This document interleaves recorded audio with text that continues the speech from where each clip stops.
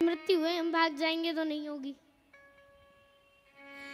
एक बड़ी सुंदर एक शुक की कथा है, गरुड़ पुराण में वर्णित है। एक शुक को यमराज ने देख लिया।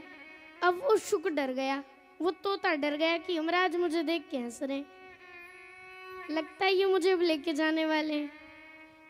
यमराज की हंसी देख करके वो तोता बेचारा डर गया। अपने गरुड़ देव को याद करने लगा। भगवान ने कहा, जाओ भैया, कोई पक्षी तुम्हारा आह्वान कर रहा है, जाओ। गरुड़ देव आए, बोले क्या बात है? बोले अभी अभी कुछ देर पहले यमराज मुझे देख के हंस रहे थे, मुझे लगा है कि वो मेरे प्राण ले जाएंगे, मुझे डर लग रहा है। बोले कोई बात नहीं, हमारे साथ चलो, हम तुम्हें कुछ नहीं होने देंगे। वो लेके गए 7 द्वीप आगे एक स्थान पे और एक गुफा में ले जाकर के उसे बिठा दिया कि अब तुम यहाँ सेफ हो, तुम्हें कोई दिक्कत नहीं है।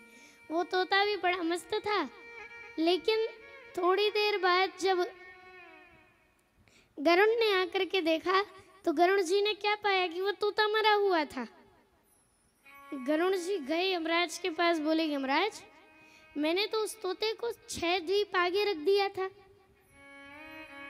आगे गुफा में छोड़ दिया था, और फिर वो कह रहा था कि आप उसकी मृत्यु करने वाले थे, उसके प्राण हरण करने वाले थे, आप हंस क्यों रहे थे उसे देखकर? बोले मैं तो इसीलिए हंस रहा था कि अभी देखो ये कितना खिलखिला के हंस फुर रहा है, कुछ ही मिनटों में गरुड़ स्वयं इसकी मृत्यु के कारण बनेंगे। यही सोच कर मैं हंस रहा था। इसलिए भैया मृत्यु से कोई नहीं बच सकता। बोले वहीं पर उसी गुफा में एक बिल्ली थी। यमराज बोले उस गुफा में एक बिल्ली थी जिसने उस तोते की मृत्यु का कारण बनी। आपने ही उसे मृत्यु दी है, इसलिए मृत्यु से कोई नहीं बच सकता भैया। मृत्यु से भागो नहीं, भागो मत। मृत्यु छोड़ेगी थोड़ी आपको, आप कहीं भी भाग जाओ, मृत्यु तो आनी सबको है।